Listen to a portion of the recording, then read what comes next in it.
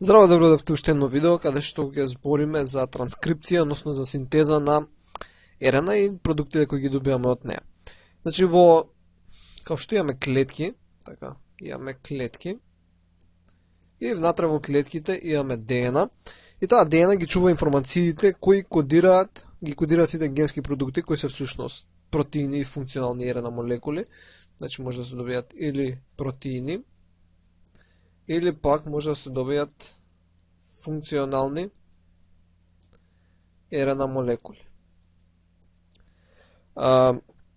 Сега покрај кодирањето на ДНА секвенцата, таа содржи информации кои определуваат при кои услови и сигнали во клетките и во кој квантитет треба да биде синтетизиран соодветниот продукт. Значи не само што има информација што треба да се синтетизира, него има информација кога и под кои услови. Значи, така, за експресијата на одредена ДНА секвенца во геномот, неопходни се интермедиерни молекули кои може да препишат информацијата на секој поединечен ген, користејќи ја ДНА секвенцата као урнек, бејќи нели ДНА секвенцата е од две всушност вериги и се користи како урнек за препишување за да се стигне до протеините. Тоа го прави РНА.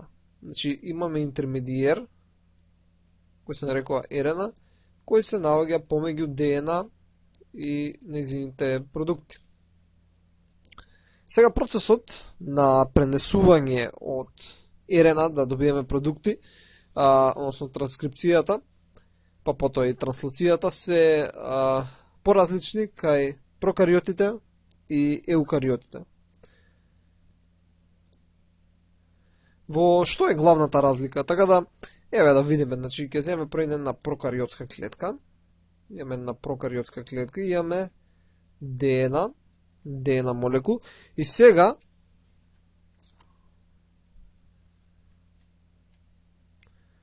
од овој ДНА молекул се транскрибира на месенџер РНА, значи се транскрибира на месенџер РНА, се пренесува информацијата.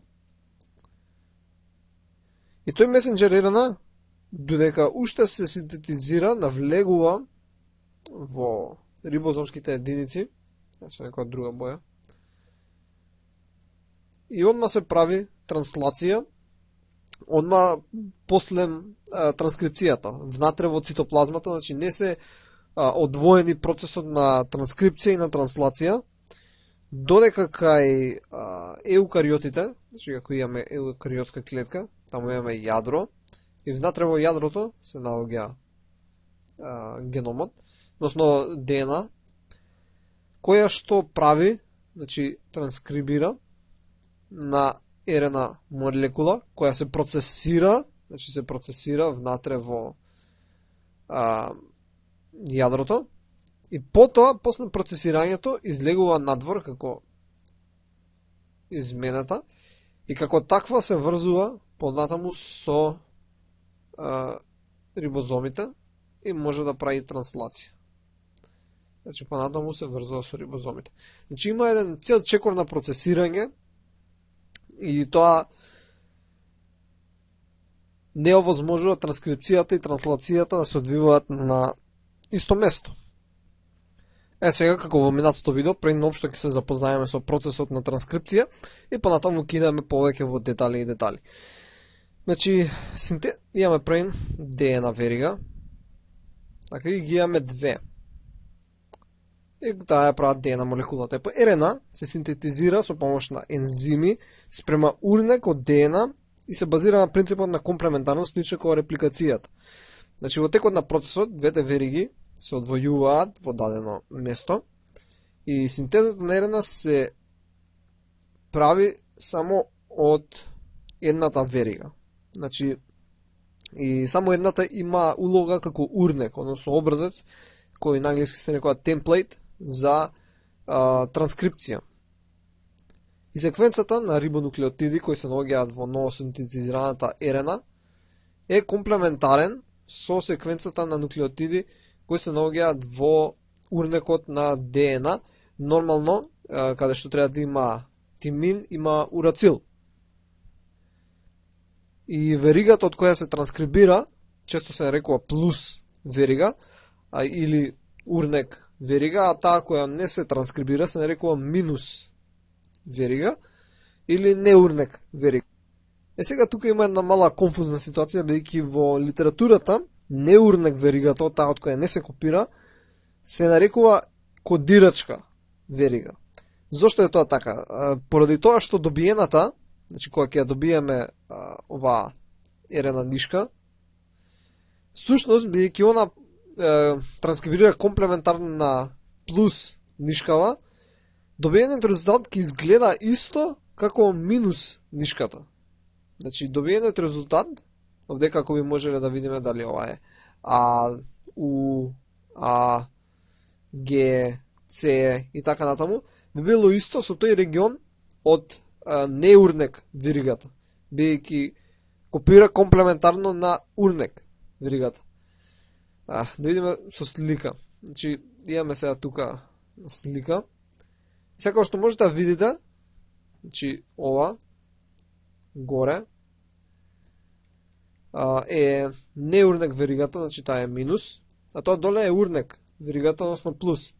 Сега ерена транскриптот се прави на урнек веригата, значи ја копира. Ама кога ќе се добие тој ерена транскрипт, го доле, е ист со неурнек веригата. Значи е ист со неурнек веригата. Иако не се копира од нејзе, крајниот резултат ќе биде со неурнек и затоа се нарекува кодирачка верига, иако не се транскрибира од нејзе. Исто така овој термин кодирачка верига не треба да се меша со терминот кодирачка секвенца, бидејќи секвенца е местото од кај што всушност кодираме, а не веригата. Сега важно е да се напомене дека, да речеме, ако имаме ДНА, значи една нишка, имаме тука една верига, и имаме еден ген, значи да речеме генот е во овие тука граници, кој кодира даден протеин, не целиот тој ген опфаќа кодирачка секвенца за протеинот. Значи ако оваа секвенца е таа која го дава протеинот, пред неа има секвенца која е важна за иницирање на транскрипцијата, односно промотор, и има секвенца која е важна за терминација на транскрипцијата. Значи, иако делови од генот не се транскрибираат, тие сепак учествуваат во започнување и регулација на транскрипцијата, која ќе биде финалниот резултат. Значи, од критична важност за иницирање на транскрипцијата имаат ДНА секвенција наречени промотори, тоа дека што го бележав со жолта боја, значи тоа е промотор, без кој не може да се одвива ниту кај прокариотите, ниту кај еукариотите. Така да генот може да се дефинира како целокупната ДНА секвенца која кодира конечен протеин или функционален РНА продукт. Тоа значи дека гените ги вклучуваат сите ДНА секвенци, исто така сите ДНА секвенци кои се неопходни за синтеза на протеините, но и за функционалните РНА молекули, како рибозомските и трансфер РНА молекулите. Значи, регионот, да повториме сега, значи имаме ДНА и регионот од ДНА молекулот кој го фаќа, значи овој да речеме регион, кој го фаќа промоторот, како и самата кодирачка секвенца, речеме ова е кодирачката секвенца, која директно се транскрибира во РНА молекул, значи оваа која се транскрибира во РНА молекул, се означува како транскрипцијска единица. Значи ова целото овдека е транскрипцијска единица. Заедно со промоторот и кодирачката секвенца која се транскрибира во РНА молекул, целото тоа е транскрипцијска единица. Еве го тоа истото, само со шема. Значи имаме промотор, имаме РНА кодирачки регион и целото тоа е транскрипцијска единица. Значи целото е транскрипцијска единица, но имаме промотор и РНА кодирачки регион и потоа се добива РНА транскрипт. И тука имаме некои изрази спротивводно и низводно за кои ќе збориме понатаму. Како што спомнавме претходно, кај прокариотските клетки, РНА транскриптот, значи ова е ДНА и се направи се РНА транскрипт, е еквивалентен, значи онма се добива од РНА транскрипт, се добива месенџер РНА. Зошто е тоа така, бидејќи РНА-та директно, уште дури се транскрибира, почнува процес на транслација, нели тука си има рибозоми и почнуваат да се прават протеини. Така, значи почнува да се добиваат протеини. И затоа таа директно станува месенџер РНА, додека кај еукариотите, нели имавме ДНА, имавме РНА и таа први треба да се процесира, па после тоа процесирање да се добие месенџер РНА, која нели може да искочи надвор јадрото, значи тука ако имавме јадро, да искочи надвор од јадрото, па тогаш кога се прикачи на рибозомите и да синтетизира протеини. Значи тие процеси се одвоени кај еукариотските клетки. Значи првично синтетизираните, значи ова е ДНА, првично синтетизираната РНА молекула кај еукариотите, пред да се процесира и да настане mRNA, се нарекува исто така примарен транскрипт, значи може да се нарече примарен транскрипт.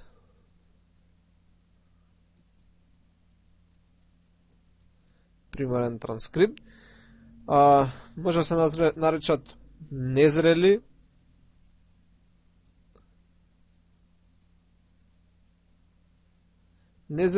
или прекурзорни или пред, значи прекурзорни или пред месенџер РНА молекули. Сега, важно е што месенџер РНА молекулот е подолг колку што е неговата кодирачка секвенца, значи кога се добија тој е подолг него делот кој всушност кодира протеини. Така, значи, ако ово е делот кој кодира протеини, тоа е подолг, но за тоа ќе спомнеме повеќе во транслација, дека всушност има делчиња на кревите кои не се потребни. Односно, дека си имаат своја улога, ама не транскрибираат протеини. И транскрипцијата на еден ист ген, значи ако ова месенџер РНА прави протеин А, да речеме, таа секогаш ќе се транскрибира од еден ист дел, од еден ист ген на дадената хроматида. Значи, као што ги имаме двете вериги од една ДНА молекула, и сега може да си речеш, па ако може да се транскрибира генот, односно генот протеинот А од оваа хроматида, веќе таа хроматида е комплементарна на другата, сигурно може и од другата страна. Но всушност секој дел од секоја верига всушност кодира различен протеин. Иако е комплементарен овој со другата, да земам некоја кафе напоја, кодира за различен ген. Ова е за Б. Иако е комплементарен на дел кој кодира за А. Значи, транскрипцијата на еден ист ген секогаш се врши од истата верига. Значи, не може еднаш од едната верига, па друг пат од другата верига. Но секогаш се врши и на транскрипција се врши на целата хроматида и на двете вериги се користат за транскрипција, само се користат за различни протеини или функционални РНА молекули. Значи, некој ген се кодира од едната, некој ген се кодира од другата. Тоа значи дека едната верига за некој е некодирачка, односно неурнек, а за некој е урнек верига. Зависи од кој протеин. Значи, еве со слика тоа сега што го реков пред малку, значи кога си имаш ген еден кој кодира за различен РНА транскрипт, кој си дава после натаму протеин или некој функционална РНА молекула, тоа се случува од двете вериги и за еден ист ген се копира само од едната верига. Значи, не може од дека за ген 1 да копираш и од другата. Или за ген 2 да копираш од другата хроматида. Значи, ако садаш ген 2, само, например, од дека горната верига. Сега можда до сега приметивте дека транскрипцијата има определени сличности со ДНА репликацијата, пред се поради фактот што и двата процеса се подлежат на синтеза на нова верига спрема комплементарност помеѓу базите. Значи, си имаме тука бази и те комплементарно се сврзуваат А со Т, Г со С, во овој случај А со У, и се сврзуваат комплементарно и така се транскрибира нов РНА молекул. Исто се случува во насока 5' спрема 3'. Значи, ако ова е 5', ова е 3' за ДНА веригата, значи ова е ДНА. Тогаш кај РНА транскриптот ќе биде за неговото 5 кон Значи кон неговото 3'. Значи 5 кон 3'. Исто и овдека имаме фази на инициација, елонгација и терминација, како што имавме и кај ДНА репликацијата. И сега се разликува спрема тоа што, например, кај ДНА се додава деоксирибонуклеотиди, значи тие си беа А, Т, С и Г, кои имаат деоксирибоза, додека кај РНА молекулата, основно кај транскрипцијата, се додаваат аденин, урацил, цитозин и гуанин. И они имаат кислородниот атом во рибозата. Сега, исто така, овдека, како што реков, нема тимин, значи нема тимин, него има урацил, и не се потребни праймери за синтеза на ДНА веригата. Значи, кога имавме за синтеза на РНА веригата, кога зборевме за ДНА репликација, требаше да се прикачи праймер, и од тој праймер можеше да се започне. Па овдека не е потребен праймер, едноставно само се започнува. Да земам портокалова боја. Да, потребен промоторно, не е потребен праймер за да се синтезираат, да се полимеризираат нови рибонуклеотиди. И се транскрибира само мал дел од геномот, значи само делче од целата ДНА молекула, додека кај ДНА репликацијата нели беше целосно. И не се врши лекторска проверка. Значи нели рековме кај ДНА репликацијата, како што си имаш, и сега се реплицира нова ДНА верига. Ајде да го направиме со портокалова боја. Има лекторска проверка, односно 3,5' екзонуклеарна активност има полимеразите, некои од нив кај што проверуваат назад се враќаат и ако најдат грешка, нели како што рековме, бришат на назад, се дури најдат грешката и после повторно додаваат единици. Епа овдека, барем кај прокариотите, нема лекторска проверка, значи не се гледа дали има грешки. Зошто не се проверува? Значи еволуцијски нема некој притисок и да се направи погрешен РНА молекул, тој не трае многу долго. И значи може да кодира неколку протеини кои нема да направат некоја си штета. Значи таа грешка нема да се пренесе на наредните генерации, како што би се пренела грешка при ДНА репликација. Исто слично како ДНА репликацијата, транскрипцијата е најдобро проучена кај прокариотите, но самиот процес на РНА синтеза е сличен кај еукариотите, иако кај нив е посложен и се врши со нешто поинакви ензими и регулаторни молекули. Значи исто како што беше кај ДНА репликацијата, додавањето нови рибонуклеотиди за синтеза на нови вериги се врши со помош на полимерази и пред ќе ја спомнеме прокариотската, значи прокариотската РНА полимераза. Прокариотска РНА полимераза. Сега овие полимерази се ДНА зависни РНА полимерази, бидејќи вршат полимеризација на рибонуклеотиди, односно синтеза на РНА, по урнек на нуклеотидна секвенца од ДНА верига и често и се нарекуваат РНАП. Сега, како што си имаме ДНА веригата и нели се синтезира нова РНА верига со помош на оваа полимераза. Ако ја разгледаме како изгледа полимеразата, таа всушност е составена од два бета, односно бета и бета прим, значи не се идентични, две алфа единици кои се идентични, значи две алфа единици, имаме една сигма единица, значи една сигма единица. Ајде да земам некоја друга боја, да се познава повеќе. Значи една сигма единица. Исто така имаме и една омега единица, која не е толку битна, барем не во овој процес.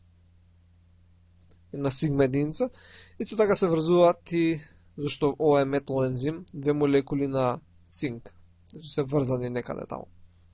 И овој холоензим, кога е ко целина, се движи по, значи имаме на ДНА верига и тој се движи по неа се дури не најде, значи тој се движи, се дури не најде на одредена промотор секвенца, да земам со црвена боја, дури не најде некоја си промотор секвенца и кога ќе го стигне тоа, кога ќе ја најде таа промотор секвенца, која е препознаена од страна на сигма субединицата, значи сигма беше оваа субединица, која се бележи на овој начин. Кога сигма субединицата ќе го препознае промоторот, тогаш кога започнува додавањето нови рибонуклеотиди и синтезата на РНА молекула. И за многу кратко време всушност се прави еден хибрид помеѓу РНА и ДНА, каде што едната верига всушност е од РНА, нели, каде што содржи урацил, а другата верига содржи тимин. И нормално и ова се врзува со помош спрема правилата на комплементарност, со криковите правила на комплементарност помеѓу базите.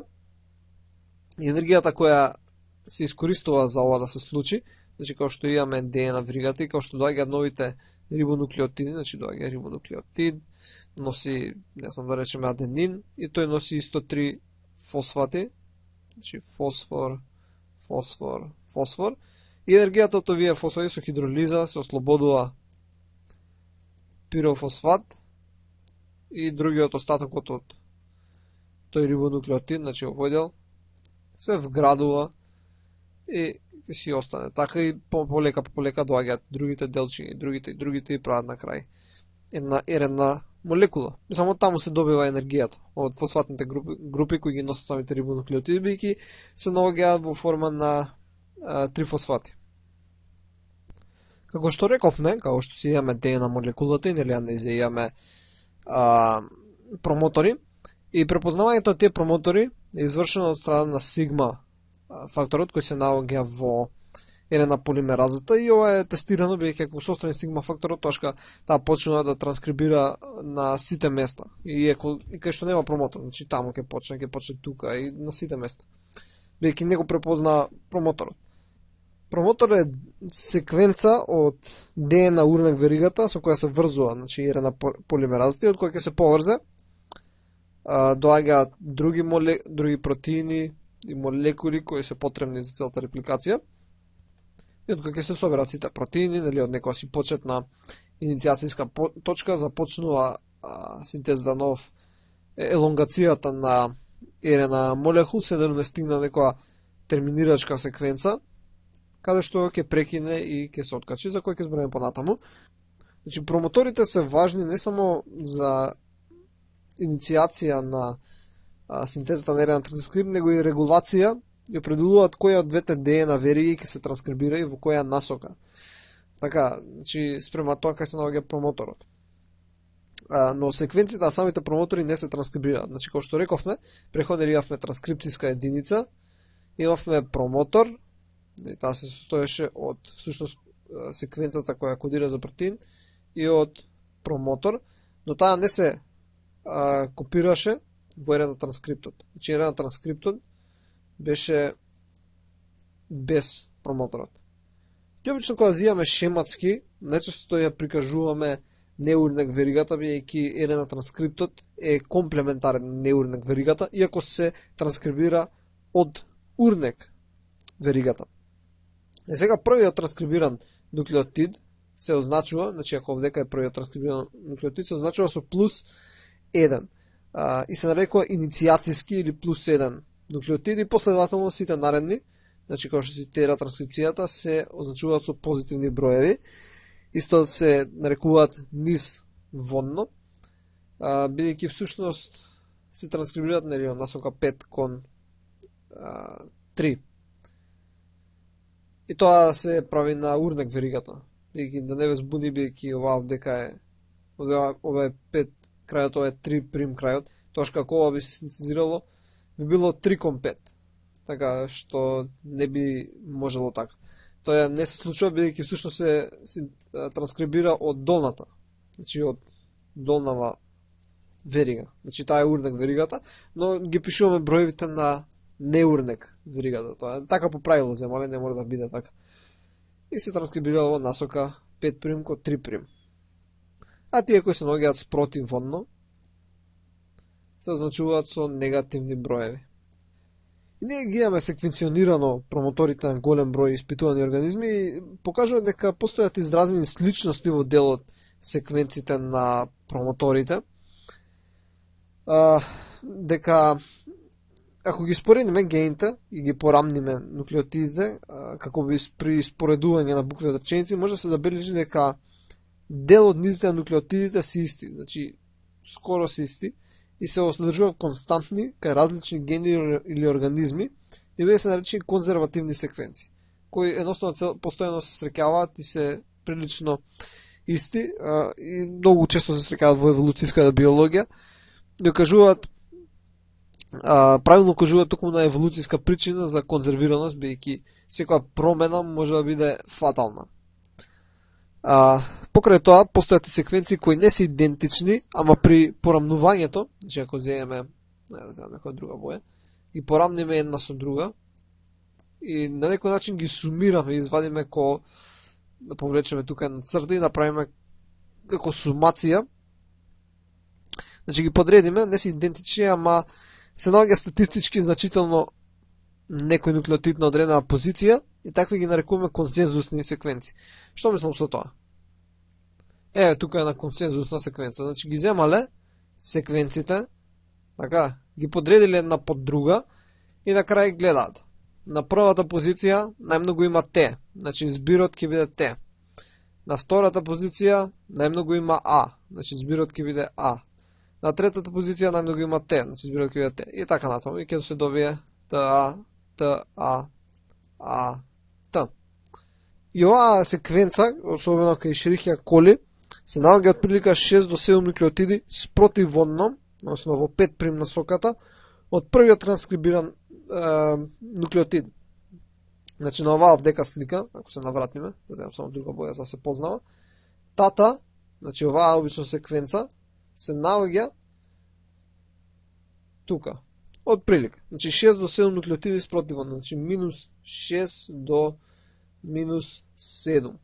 Значи на таа позиција се наоѓа од првиот иницирачки нуклеотид. Значи ако првиот беше, како што рековме, на плюс 1 позицијата, таа се наоѓа малце назад. И се нарекува тата елемент, или поредко како минус 10 регион, или прибнова секвенца.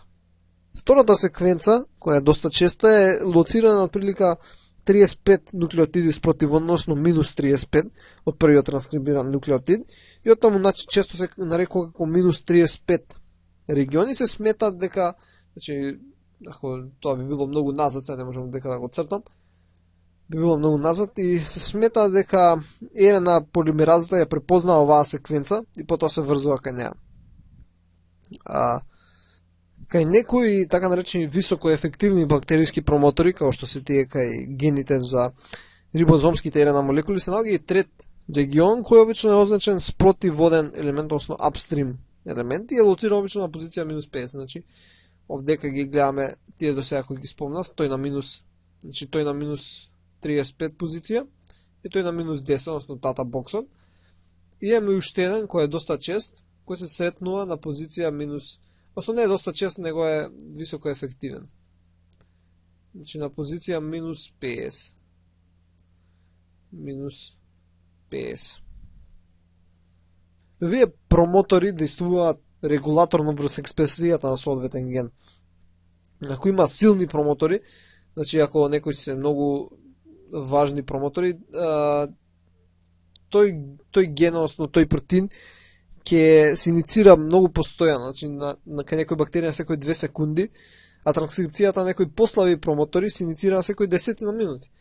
Затоа имаме од некој протеин повеќе во организмот, а од некој протеин помалце, бидејќи имаат различни промоторни секвенции и помалце се транскрибираат.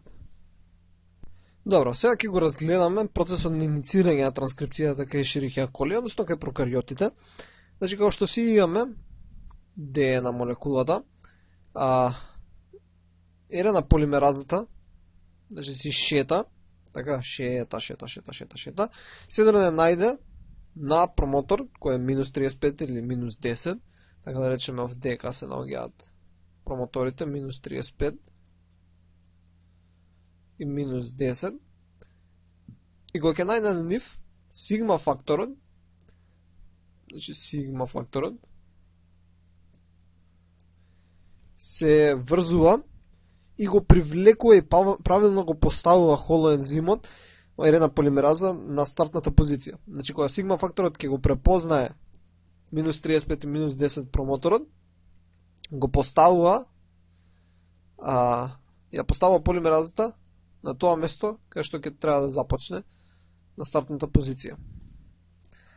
Сега, исто така има улога во раздвојување на двете комплементарни вериги од ДНА молекулата, така што може да се постои тесен контакт со урнек веригата. Значи, ако ова е, речеме, внатре во RNA полимеразата, двете вериги сега ќе се одвојат и одвојувањето е прилика 14 азотни бази долго и ова сега се нарекува базни парови. И ова сега се нарекува транскрипцијско меурче. И веднаш по ова, сигма субединица да се откачува, значи сигма си оди. И почнува да се вградува RNA транскриптот, на почеток доста неефективно, значи почнува, ама многу споро, значи првите неколку бази и после се забрзува и станува поефективно додавањето. И после некое време ова се нарекува троен комплекс. Може да го запамтите дека има, значи во протоколовото што е новиот RNA транскрипт, синото што е ДНА молекулата, едно од ДНА веригите и виолетовото што е RNA полимеразата. И ова се нарекува троен комплекс. И после му започна елонгацијата. Значи прво стигнува тука и после се продолжува и станува долго. И сега ќе разгледаме елонгацијата како се одвива. Еве на оваа вдека слика го имаме како транскрипцијското меурче се движи по должината на ДНА. Значи полека се ова се движи заедно со RNA полимеразата и додава отприлика 50 рибонуклеотиди во секунда и оставувајќи ги RNA транскриптот кој расте да виси од него. Сега не може скроз да виси, бидејќи ако цел време би висел, поентата е цел време тој ротира. И ако ротира, цел време и ќе си изврти околу ДНА-та. Затоа да не се случува и не направи проблеми. 5 прим крајот останува во каталитичкиот дел на RNA полимеразата и само излегува како ланец, ама за да не се изврти.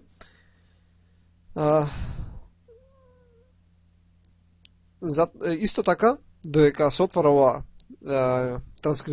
транскрипцијското меурче, за да не се изврти ДНА, која се наоѓа напред, за да не дојде до спирализација, да не стане мамбо-джамбо, како што зборевме со ДНА репликацијата, има топоизомераза, која оди пред транскрипцијското меурче, со цел, нели што правеше топоизомеразата, скратуваше, односно правеше пресеци во едната или во двете вериги, со цел да се намали спирализацијата, нормално после ми ја поправаше таа.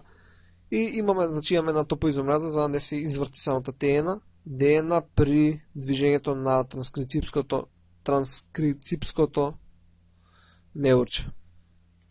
И самиот процес вака на транскрипција, на правење на нова RNA верига трае се дори не стигне, значи се дори не стигне до некоја терминирачка секвенца, значи да бележам дека со зелена боја, значи тука имаме една терминирачка секвенца и кога ќе стигне таа терминирачка секвенца, што е најчесто некои си инвертирани палиндроми и кога ќе транскрибира самата структура на RNA молекулот што ќе се јави, значи ќе транскрибира и ќе се јави некој RNA молекул, ама таква која структурата на RNA молекулот што ќе формира спонтано една јамка во вид на шнола и со тоа се успорува транскрипцијата, за да потоа има два начина на запирање на терминација, кои може да бидат со и без учество на така наречен ро протеин.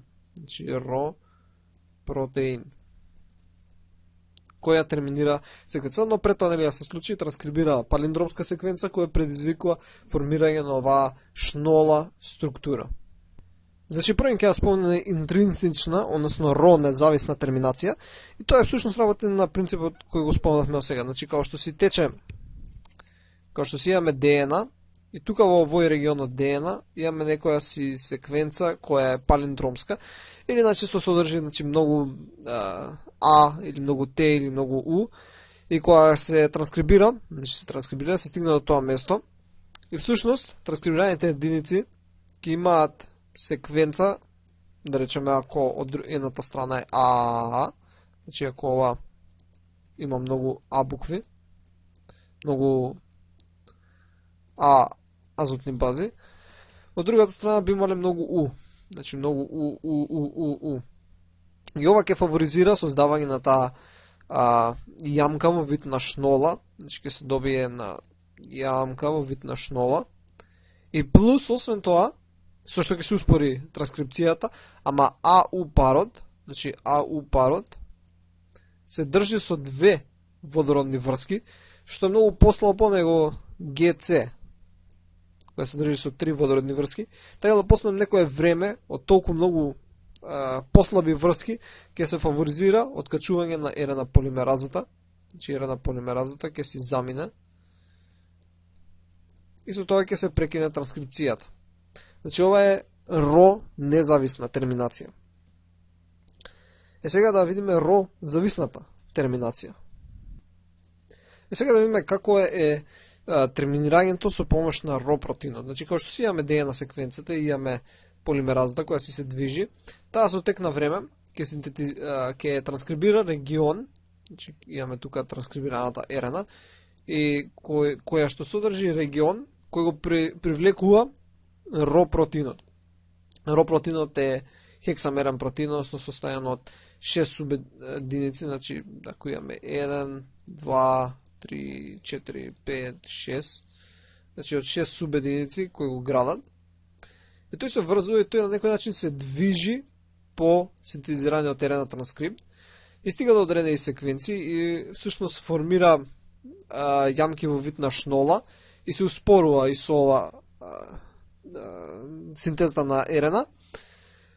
Исто така, самата полимераза, значи РНА полимеразата, на некој места застанува со цел да му дозволи на ро протеинот да стигне до РНА полимеразата. Овие се наречени рут места, односно ро искористувачки места.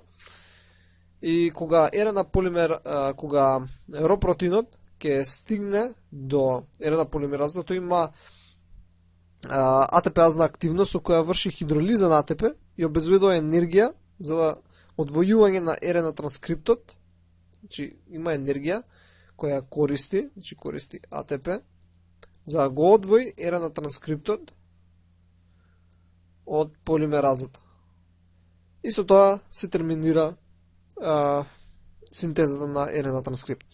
И сега, интересно е дека прецизната на транскрипцијата, како што рековме претходно, не е до толку прецизна, барем нека бактериите, бидејќи нема лекторска проверка, нели тоа што рековме 3' кон 5' екзонуклеарна активност. И претходно рековме зошто го нема тоа, зашто едноставно еволуцијски не е до толку потребно. Или има некаква грешка, таа ќе се пренесува само, ќе се манифестира со промена на еден протеин на дадената клетка и нема да се пренесува на наредните генерации. Така и најчесто не ни се смртни грешки, така да ефективноста на создавање, односно брзината кога ќе се создадат, е поважна него прецизноста. На некој начин квантитетот е поважен од квалитетот и затоа и не ни ја фаворизира лекторската улога кај прокариотите. Сега тоа што до сега што го спомнавме беше транскрипција кај прокариотите и сега ќе се запознаеме со транскрипцијата кај еукариотите, која што има неколку разлики. Значи се одвива како и кај прокариотите во три фази, кои се нели иницијација, елонгација и терминација, но бидејќи содржат многу поголеми геноми, значи геномот е многу поголем спрема тој кај прокариотите. Затоа има многу поголем број на гени кои треба да се транскрибираат, но исто така содржат и многу не кодирачка ДНК, која воопшто не кодира ни протеини, па ниту функционални РНА продукти. Со што гените се оддалечени еден од друг и многу повеќе него кај прокариотите. Значи, ако овој дел е важен, па одека имам уште еден ген, па одека имам уште еден ген, па тука имаме ген, па тука имаме ген. Значи имаме многу некодирачка ДНК, ова што не е обележано со црвено, е некодирачка ДНК, и поради тоа се оддалечени доста потребните делови, додека кај прокариотите има многу малце некодирачка ДНК, така да најголем дел се транскрибира. И исто така постојат три различни РНА полимерази. Значи, нели прокариотите РНА полимеразата беше изградена од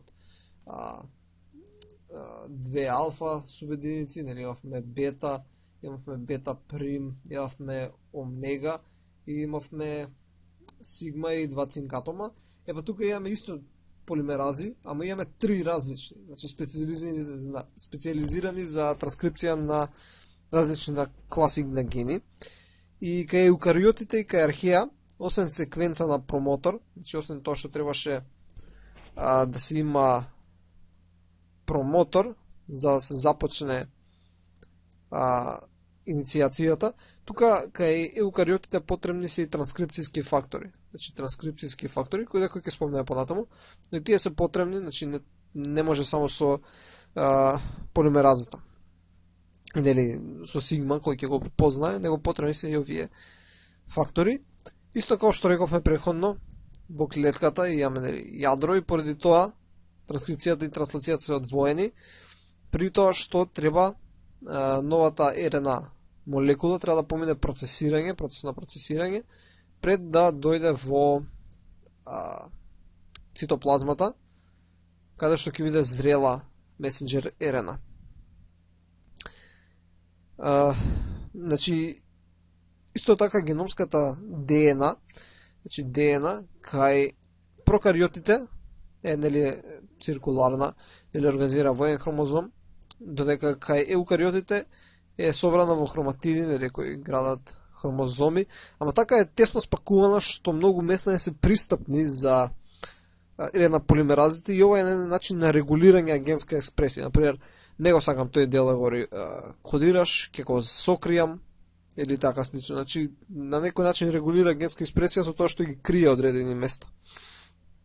И не е толку исто така повеќе транскрипцијата кај еукариотите се базира на квалитет него квантитет. Нели рековме дека кај прокариотите немаше без лекторска проверка беше, односно без 3' кон 5' екзонуклеарна активност, додека кај еукариотите имаме лекторска проверка.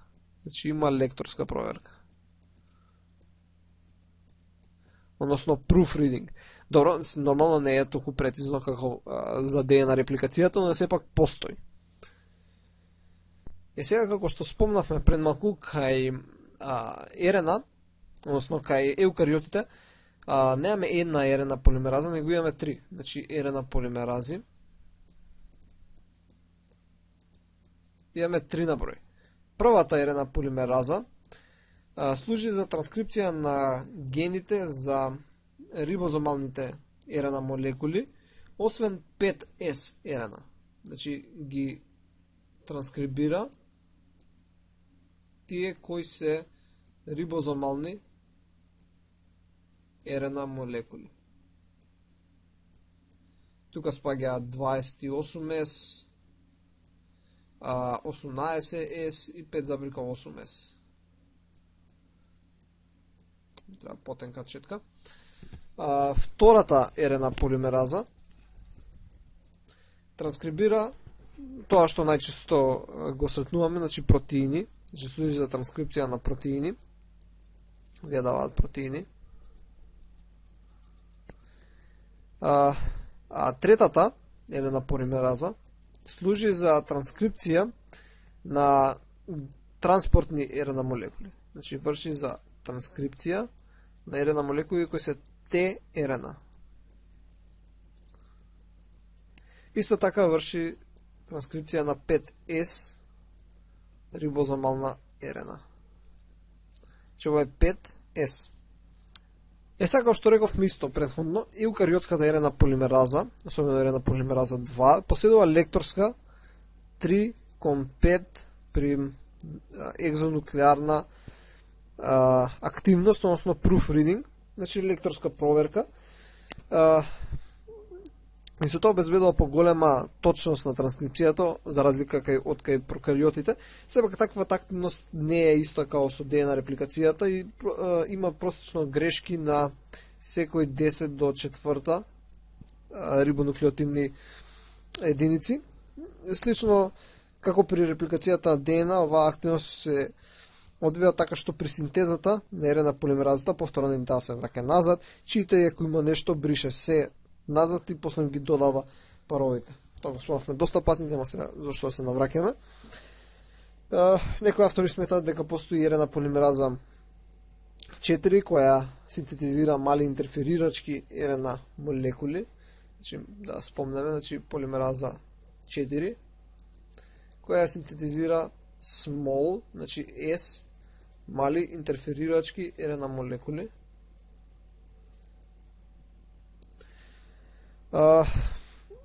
Некој смета дека има и посебна РНА полимераза 5, која има слична улога, исто е поврзана со SI РНА. И некој смета дека и транскрипцијата на гените во геномите на митохондриите и хлоропластите се врши од страна митохондриска, односно хлоропластна РНА полимераза. Значи, имаме исто и полимераза 5, која исто е поврзана со SI РНА, но исто така сретнуваме и митохондриска, значи митохондриска и хлоропластна РНА полимераза.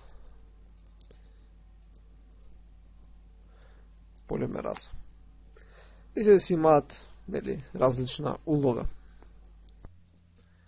Значи, транскрипцијата се одвива на сличен начин, како и кај прокариотите, ама нормално дека е различно, бидејќи имаат различни молекуларни компоненти, освен тоа што имаат 3 полимерази, кои се различни.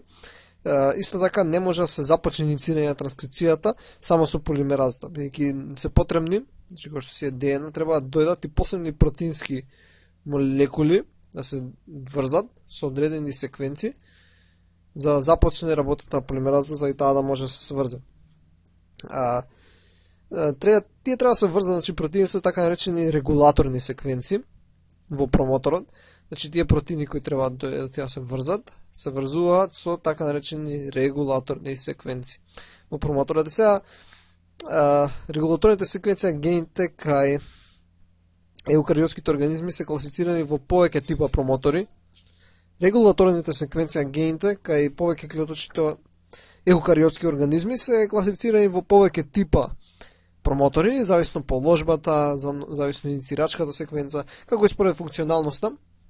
Ние само ќе го објаснивам дека основниот промотор, значи основниот промотор е неопходен за транскрипција на РНА полимераза 2 и се состои од 4 типа на регулаторни елементи, значи БРЕ, ТАТА, ИНР и ДПЕ. Значи дека може да ги видиме БРЕ, ТАТА, ИНР и ДПЕ. Сега БРЕ стои за всушност транскрипцијски фактор 2B, recognition element, односно тој го препознава транскрипцијски фактор 2B и е лоциран спротиводно од инициирачкиот нуклеотид и за него се врзува, како што реков, транскрипцијски фактор 2B. Тата елементот всушност има нуклеотидна секвенца ТА, значи тата елементот има секвенца, ова го спомнавме која предходно, но нема врска, кој во литературата се означува како Голдбергов Хогнесова или само Хогнесова секвенца и е лоцирано прилика -30 спротиводно и одмесно на започнување. И се предпоставува дека оваа ДНА секвенца помага во локално раздвојување на двете вериги, за да се ослободи, како што ги имаме двете, не знам сивна боја, како што ги имаме двете вериги, тата елементот помага за нивно одвојување. За да може да се искористи уринак веригата. И го имаме ИНР елементот, односно иницијатор, каде што започнува, каде што се достава првиот нуклеотид. Го имаме ДПЕ елементот, што стои за downstream promoter, бидејќи се наоѓа од прилика на +30 низводно, значи ево го тука, така. И овие се тие основни промотори кои се наоѓаат во основниот елемент, односно во основниот промотор, и не се среднуваат сите во секој, значи може да има од 2 до 3 од сите наведени од овие 4. И за овие регулаторни секвенци се врзуваат општи транскрипцијски фактори, за кои сега ќе збориме кои се неопходни за да може да се врзе РНА полимеразата и за да започне транскрипцијата. Ајде сега да ги разгледаме општите транскрипцијски фактори. Значи, како што претходно изборевме, кај прокариотските клетки имаме сигма фактор во РНА полимеразата. Значи, јавме РНА полимераза, која содржаше сигма фактор и тој сигма фактор го препознаваше промоторот и овозможуваше врзување на РНА полимеразата и ќе се започне тата транскрипција. Но, кај еукариотите не е баш така едноставно. Односно, кај еукариотската полимераза не може сама да го препознае промоторот, ниту да се врзе со ДНК хеликсот, и затоа тука доаѓаат овие општи транскрипцијски фактори, кои што се, значи вака им се имијата, значи TF што стои за транскрипцијски фактор, следи 2, бидејќи се транскрипцијски фактори на РНА полимераза 2, и потоа следи буква која означува хронологијата на откривањето. Значи А, Б, С, и така натаму. Всушност се буквите Д, Е, А, Б, Х, Ф. Да не пропуштив некоја. Не изда, и може да си ги памтиме како АБ, ХДФ. Значи ја така би ги памтел. Значи АБ, ХД, Ф. Сигурно може да се направи некој друг збор од ова, но од секој моментов не можам да седам да размислувам да барам зборови. Значи овие фактори непрво се врзуваат со соодветните промотори, значи како што си имаме ДНА и тука си имаме некој промотор, и овие фактори се врзуваат, некои од овие фактори се врзуваат со промоторот, и со тоа ја поставуваат РНА полимеразата 2. Значи РНА полимераза 2, потоа се поставува, значи доаѓа и се поставува на таа локација. Само се да видиме подлабоко тоа како би изгледало.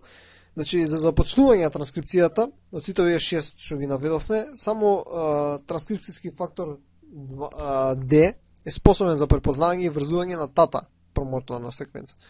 Значи, да земам со црвена боја. Значи, D препознава тата боксот, тата секвенца. И тој која препознава, всушност овој D со себе носи тата врзувачки протеин, односно тата binding протеин, кој го блежиме со TBP, или тата binding протеин, и кои и повеќе придружни протеински молекули, значи плюс други протеини. Интересно е што дури половина од еукариотските гени воопшто немаат тата елемент, ама пак тата binding протеинот се врзува со други секвенции од основниот промотор. Сега, од кога ќе се сврзне D транскрипцијскиот фактор, ќе се врза со промоторот, започнува низа чекори кои ги привлекуваат и ги врзуваат преостанатите 5 транскрипцијски фактори. Значи останатите 5 доаѓаат и се врзуваат по некој си редослед со тата боксот. Значи првин доаѓа А, па потоа доаѓа Б, па доаѓа Ф, па доаѓа Е и на крај Х. Значи Е и на крај се врзува Х. И кога сите тие ќе се врзат со тата боксот и образуваат еден прединицијацијски комплекс, односно пик. Значи сите кои ќе дојдат, образуваат, да земам, се образува, значи се тоа кој ќе се спои, се образува пик. Прединицијацијски комплекс. И треба да поменеме дека транскрипцијскиот фактор Х, значи овој, што беше, има две главни функции. Он има АТП зависна хеликазна активност, односно ги раздвојува двете вериги, помага за раздвојување на двете вериги. Исто така ја фосфорилира полимеразата, значи ако ова е полимеразата и дава фосфор, и со тоа на некој начин ја активира за да може да се прикачи на дадениот регион. и од кога ќе се прикачи започнува РНА транскрипцијата. И покрај овие општи транскрипцијски фактори, за секое ткиво имаме специфични транскрипцијски фактори, така да овие не се сите, има уште многу повеќе, но тоа е надвор од опфатот на овој курс. Сега да видиме една слика како би изгледало тоа.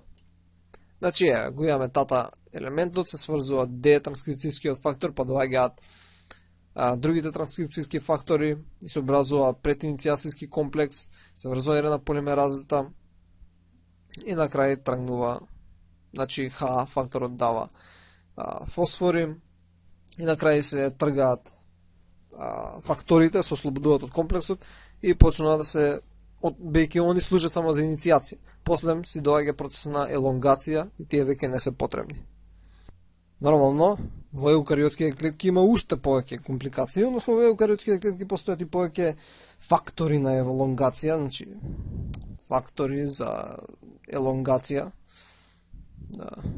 Нема врска, ова не е кратенка, ама него напишам нешто. Значи фактори на елонгација и процесирачки фактори, значи процесирачки фактори, кои се неопходни за непречено и координирано и целосно одвивање на елонгацијата на синтезата. Терминирањето на транскрипцијата кај еукариотите е зависно од додавањето на полиаденилатна опашка на 3' крајот.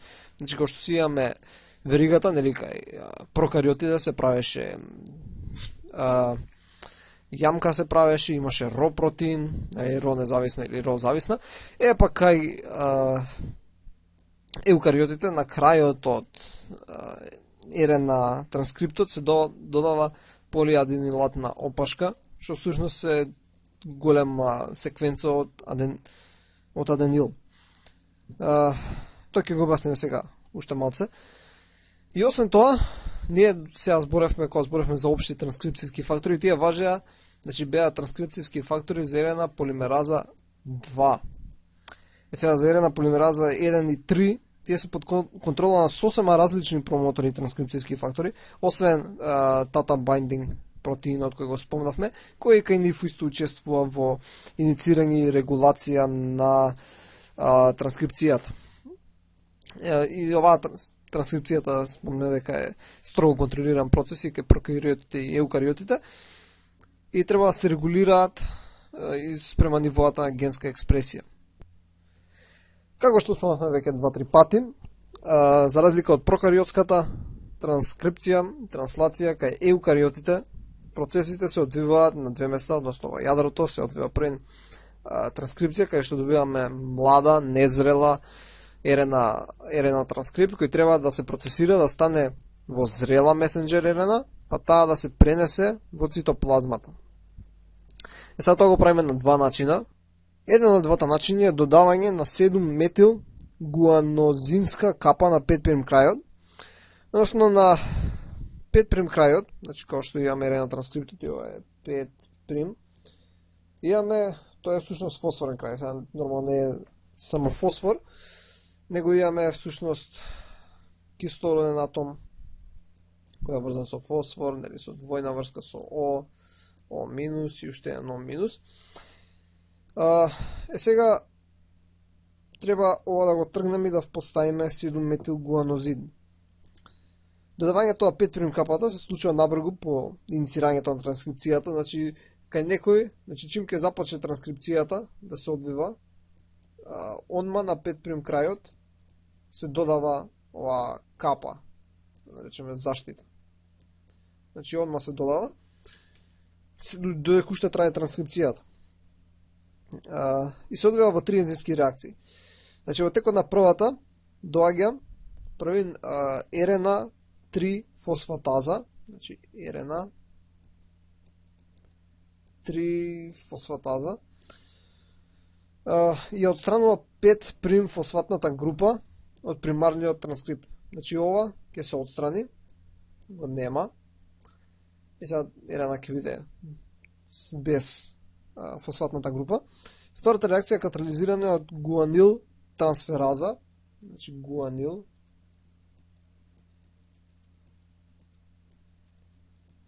трансфераза,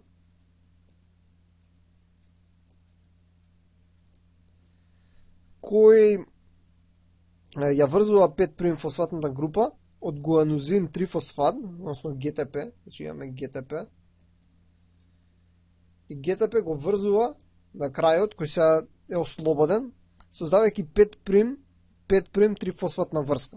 И трета ензимска реакција е метилирање на седмиот N атом од новодадениот гуанин со ензимот метилтрансфераза. Сега ќе го видиме поубаво со убаво нацртани структури. Еве, значи тука го имаме 7 метил гуанилат, дека горе, со која боја со црно, е метилиране. Додајане некако ГТП, значи ова претходно било ГТП, и се додало на 5' крајот, бидејќи претходно имало всушност оваа група, лоша боја. Претходно имало само фосфорна група, односно фосфатна, и таа била отстранета, и после кога ГТП е само додадена, и после ме само метилирана, и се тоа е направено, као што повторно ги спомна ензимите, значи првиот беше ерена 3-фосфатаза, која тргнува 5'-фосфатната група, после ми имаме гуанозин 3-фосфат, кој е ставен од гуанил трансферазата, и на крај метилтрансфераза кој го метилира седмиот N атом. И како што реков, ова се случува додека трае транскрипцијата, значи чим ќе почне, од кога ќе се создадат 20 до 40 нуклеотиди, значи овдека кога ќе стигне некаде од 20 до 40 нуклеотиди овој процес, почнува да се додава таа капа на некој начин во наводници. И освен тоа што се случува, кај 5' капа да се метилираат и групите, ОХ групите, рибозимите, и се на првите 2 до 3 нуклеотиди. Значи, да земам со темно-црвена. Овдека овие се метилирани. Така, гледаме. И на уште еден. Веќе на првите 2 до 3, добро, може и само на 2 да е. Се метилираат и тие групи. И сега, зашто е потребно да се процесира, некој може да праша, поради тоа што во цитоплазмата има многу рибонуклеази, и ако само така би искочила како незрела месенџер рената, она би била разградена на некој начин. Вториот процес на процесирање е додавањето на полиаденилатна, односно поли-А опашка на 3' крајот. Значи, претходно изборевме за 5' крајот, па сега, кај 3' крајот, значи као што, да сам поголемо, као што е ДНА и како што се прави транскриптот, кога ќе стигне до одредена секвенца која ќе направи, препишена е секвенцата која иде од 5 кон 3, секвенцата А, У, А.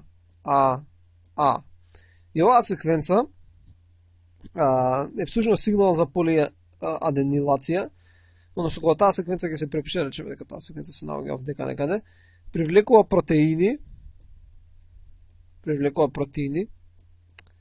и тие протеини, бидејќи таа секвенца не е крајот, нормално ќе се продолжи уште понатаму, кога ќе дојдат тие, го отсекуваат крајниот сегмент, значи го отсекуваат овој сегмент, и осекуваат во растојание од 10 до 35 нуклеотиди, значи ова да речеме дека од 10 до 35, и ова се отсекува, се оттрга, и потоа доаѓа ензимот поли-А полимераза и додава полирибонуклеотидна верига составена од 100 до 300 аденински остатоци. Значи, да земеме со, не знам, сива боја. Значи, полиаденинска верига составена од 100 до 300 аденински остатоци и ензимот поли-А полимераза го вметнува тој сегмент. И оттаму нели доаѓа изразот за поли-А опашка. И со тоа се добива таа полиаденилатна опашка и се смета дека оваа модификација, како и претходната, помага за ерена транскриптот да искочи надвор од јадрото и ја штити од рибонуклеазите. И ова се користи доста во лабораториски услови, но со тек на време оваа опашка се скратува поради 3 екзонуклеазите кои се наоѓаат во цитоплазмата. И затоа се верува дека и поли-А опашките имаат заштитна улога во однос на го продолжуваат на времето, односно полуживотот на месенџер РНА-та во цитоплазмата. И последниот процес кој треба да заврши за да се процесира РНА за да може да искочи надвор од јадрото е РНА сплайсингот, односно преспојувањето на примарниот РНА транскрипт. Поентата е, значи кога што си имаме ДНА и се прави РНА транскрипт, тој РНА транскрипт кај еукариотите, значи ево го, има делови кои земам со која боја виолетова. Има делови кои се важни, односно кои кодираат протеини, тие се наречени екзони. И има делови кои не кодираат ништо, односно се на некој начин неважни, и се наречени интрони. И сега интроните не ни се потребни, само за фаќаат место на некој начин и треба да се отстранат. Бијќи не се користат за правење на протеински продукти и само ќе пречат при транслацијата во рибозомите. И треба да се отстранат со така наречен процес преспојување, односно сплайсинг, каде што всушност просто кажано едноставно се сечат тие делови и на крај се преспојуваат екзоните и се добива една пократка верига која е целата составена од екзони. Добро, не е секогаш целата составена од екзони, но тоа е основниот принцип. После ќе разгледаме некои примери каде што може да имаме алтернативен сплайсинг. И буквално изгледа како на слика. Значи си имаме, да земам со црна боја, значи имаме екзон, имаме ушен екзон, интроните се скратуваат и на крај се добива само зрела месенџер РНА која е само составена од екзони и нели на крајвите има полиаденилатна опашка и 7-метил гуанозид. Порано овие пред процесирани РНА молекули ги гледале како биле собрани во јадрото, значи кога што си имаме јадрото биле собрани, биле полудги од тие што се наоѓале надвор. И биле полудги од тие што се наоѓале надвор, значи тие надвор треба да се пократки. Грешка. И ги нарекли хетерогени јадрени месенџер РНА, но деска знаеме дека тоа всушност се примарни транскрипти кои не се уште процесирани, се заробени во јадрото. И сега да го видиме основниот механизам на РНА сплайсингот. Значи, како што го имаме примарниот РНА транскрипт и како што рековме, имаме, не знам со која боја веќе да бележам, веќе знам со зелена. Значи, имаме интрони, да ги бележам дека со зелено, и протоколоидите се екзони, и нас ни се потребни екзоните. И сега обично на краевите на интронот, значи речеме ако ова е интронот, на краевите од интронот, обично на 5' крајот, има 5' точка за сплайсинг се нарекува и има базите G и U. На 3' точката за сплайсинг ги има базите A и G. А некаде измеѓу, што се наоѓа од прилика на 18 од 40 бази спротивонно, значи 18 до 40 бази од 3' крајот, се наоѓа една точка на раздвојување која бележиме со, односно ќе бележиме со А, бидејќи има А азотна база, и ова се нарекува исто и АГ ГУ правило.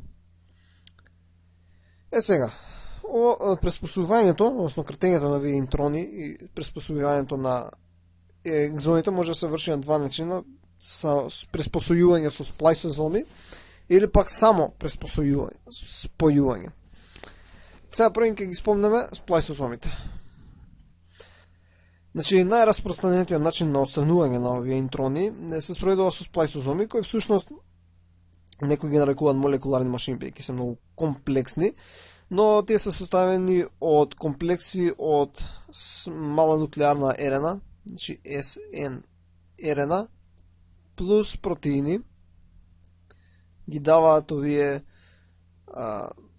мали јадрени рибонуклеопротеини, односно се нарекува SNRNP, значи мали јадрени рибонуклеарни протеини. И денеска се познати околу 5 типа и всушност овие се тие сплайсозоми, само што ги бележиме со кратенки, значи U1, U2, U3 и така натаму до U6. кој учествува во градба на сплајсозомските комплекси и секој од нив содржи околу 300 субединици. И секој од овие субединици е високо еволуцијски конзервирана кај голем дел од организмите, бидејќи секоја промена би била катастрофална, иако има мали промени, еволутивно ако гледаме, сепак тие се скоро занемарливи. Значи, процесот на преспојување напред на незрелата месенџер RNA со сплајсозом се одвива низ повеќе чекори кои ги проследиме на сликата. Значи, први молекулот на U1 сплајсозомот содржи секвенца која е комплементарна со таа околу 5' точката на сплајсингот на интрон, значи 5' точката за сплајсинг, што претходно ја спомнавме, и се врзува со истата. На сличен начин, со енергија ослободена, со хидролиза на АТП, молекулот на U2 се врзува со регионот околу точка за развојување. Значи, ја ги тука, значи, на едното место се врза U1, на другото место се врзува U2. Хидролизата на АТП обезбедува енергија за врзување на преостанатите, значи U4, U5 и U6, и уште 50 на други протеини. Значи, не се само овие, значи има и други протеини кои доаѓаат од сите страни и учествуваат во процесот, но вие се поглавните. И го превиткува интронскиот дел и се создава една супрамолекуларна структура на неактивен сплајсозом. Понатаму со прераспределување на компонентите, при која пак се троши АТП, се ослободува U1 и молекулите на U4, значи U1 и U4 се заминуваат и се активира сплајсозом, значи се имаме активен сплајсозом и се отстранува интронскиот регион на овој принцип. Значи има хидроксилен напад се врши врз фосфорот на оваа дека слика.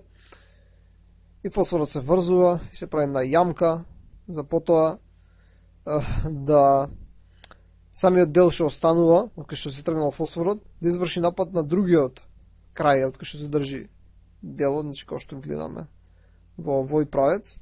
Така и тој се отстрани, кој една јамка само целото се заминува. И на крај се преспојуваат екзоните.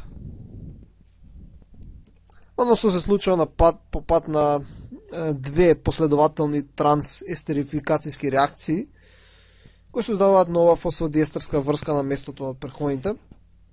Всушност, во текот на првата, тоа се што објаснив, 2' хидроксилната група од аденинскиот остаток, од групата, од точката на развојување, значи од А точката, значи како што ги имаме, ова да го нацртам повторно, зашто може да ќе биде појасно.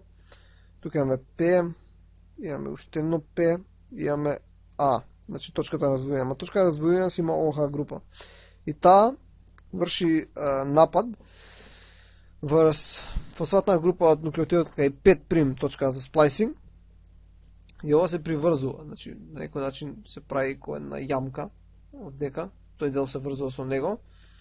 И сега дека останува слободна ко ОХ група, каде што сега таа врши нуклеофилен напад врз фосфорот од другиот крај. И на крај ќе се приврзат двата екзони, а ќе се замине тоа како една јамка, ќе се замине интронот. Значи, феноменот на само преспојување првпат е проучен кај тетрахимена и забележано дека тоа се извршува и без протеински компоненти. И таквиот феномен се должи на каталитичката активност на самата RNA интронска секвенца. Значи, самиот интрон има каталитичко, кој самиот се однесува како протеин, кој делува како рибозим, односно RNA ензим. Оттаму овие интрони се наречени само преспојувачки интрони, а подоцна се пронајдени други еукариотски организми, па и кај некои прокариоти. И според механизмот ги делиме на две групи. Група 1 се тие кои припаѓаат во примарните транскрипти на некои гени на хромозоми кај еукариотски клетки, како и кај тие од рибозомските гени во митохондрии и хлоропласти. Значи, ако има преспојување кај транскрипти кај еукариоти или кај рибозомски во митохондрии и хлоропласти, точка се од група 1, а од група 2 се, ако тоа се случува во митохондрии и хлоропласти, ама кај габи, алги и растенија. Многу ретко и двете класи некојаш се наоѓаат и кај бактериите. И сега како се одвива? Едноставно интрамолекуларните водородни врски помеѓу комплементарните бази создаваат сложени секундарни структури на кои се должи оваа каталитичка активност, бидејќи не се троши енергија, значи не се троши нешто како АТП, но потребно е да има нуклеотиди кои ќе ја содржат базата гуанин, не значи ГМП, ГДП, ГТП, но некако извори енергија него потреби се за одвивање двете трансестерификацијски реакции. Кај само преспојувачките од типот 1, како што можеме да видиме овдека се од група 1, исто овдека е група 1, значи сите слично се одвиваат како претходната, нели со хидроксилната група и со нуклеофилниот напади, но едноставно не се троши енергија за активација на овие сплайсозоми кои ќе го овозможат тоа, него си има Г овдека што го гледаме и тоа се носи од една група на друга. Значи имаме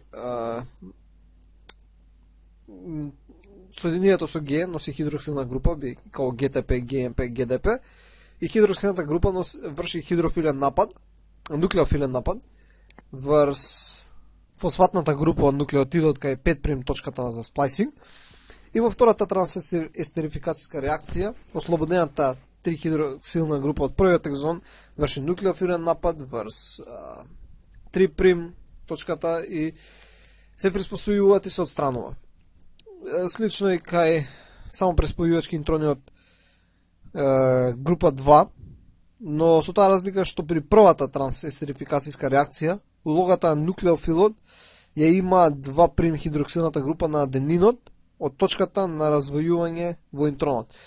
Нели во точка на развојување беше таа А точка која се наоѓаше 18 до 40 нуклеотидни парови пред 3' точката за сплайсинг. Па таму има аденин и тој е одговорен за нуклеофилниот напад и се формира ласо слично како и преходниот механизам. Значи важно е исто така се напомне дека при само преспојување од група 1 се формира како слободен интрон, а кај само преспојување од група 2 исто така со сплайсозоми посредувано се формира како јамка од отстранетиот интрон. И за крај да го спомнеме алтернативниот RNA сплайсинг. Значи, од кога ќе се направи RNA транскрипт, односно месенџер RNA, и после таа, пред да транскрибира протеини, не мора да ги содржи сите екзони кои ги содржала, нели, пред зрелата. Зошто тоа се јавува? Едноставно од една нерезервала месенџер RNA можеш да добиеш повеќе различни месенџер RNA кои може да кодираат за различни протеини, а си почнал од една незрела месенџер RNA. Односно, гените од некои еукариотски организми при сплайсингот не ги после сплайсингот не ги вклучуваат секогаш сите екзони во крајниот месенџер RNA. Пред тоа е случајот со протеинот тропонин. Значи, како што може да се види овдека на долната слика, на оваа слика. Започнуваме со екзон 1, екзон 2, екзон 3, екзон 4 и 5. Но од тие може да добиеме две можни комбинации. Значи, кај што ќе имаме N2, 4 и 5, N2, 3 и 5. И ова ни потврдува фактот бидејќи ние порано сме наоѓале ко многу протеини, а помалку гени. Викаме од кај како може да има толку протеини, а нема доволно гени за да ги кодираат сите. Па всушност поради овој алтернативен RNA сплайсинг од помалку гени можеш да кодираш повеќе протеини. Ваквиот механизам е особено присутен кај вишите еукариоти во различни клеточни типови, кои може да создадат повеќе различни протеински продукти кои се наречени изоформи. И постојат 5 вида алтернативен сплайсинг кои шематски се прикажани овдека на деснава слика, за кои сега ќе ги спомнеме, но исто интересно да се наведат примери дека постои транс сплайсинг, што е неверојатно. Значи, ако имаме еден RNA транскрипт и друг RNA транскрипт, и двете содржат различни екзони, така да речеме, овој содржи екзони, и овој содржи некои екзони. Може да се комбинираат еден екзон од тука, еден екзон од тука, еден екзон од тука и да се формира некоја си крајна месенџерина на која е сосема всушност составена од два гена. Значи ова е транс-сплайсинг кој е многу интересен. Исто така алтернативниот сплайсинг на транскриптите од некој ген може да се подели на два типа, односно регулативен и конститутивен. Кај регулативниот алтернативен сплайсинг се создаваат повеќе протеински изоформи од транскриптот, а доека кај конститутивниот се создаваат само при различни физиолошки услови. Значи регулативниот постојано си прави одредени транскрипти, значи си прави алтернативни сплайсинзи и си прави постојано протеини, а конститутивниот само кога има потреба за нешто се формира баш комбинација, пример 1, 2, 5. Баш таа комбинација се формира само кога треба за некаква одредена физиолошка потреба. И ова е контролиран, нели, зависно од генската експресија. И сега да ги поминеме само 5 различни видови на еден сплайсинг. Значи вообичаен, едноставно 1, 2, 3, како што си биле. Прескокнување на екзон, значи скокнате бројот 2. Продолжување на екзон, каде што исто е, само екзонот еден е поголем. Задржување на интрон, значи не мора сите интрони секогаш да се кратат. Може некогаш да останат и алтернативни екзони, односно се добијат повеќе RNA месенџер RNA транскрипти и кои ќе бидат различни. И тоа беше се за транскрипција.